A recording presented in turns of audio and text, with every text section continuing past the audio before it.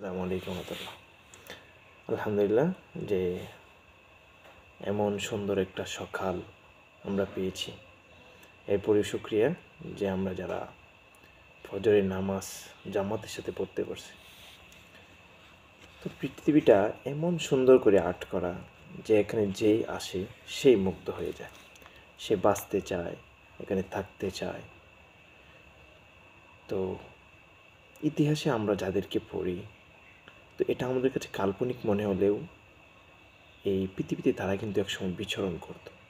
তাদের অনেক সুখ্যাতি, সম্মান, মর্যাদা, টাকা পয়সা, সম্মান, প্রতিপত্তি, তাদের অনেক কিছুই কিন্তু ছিল।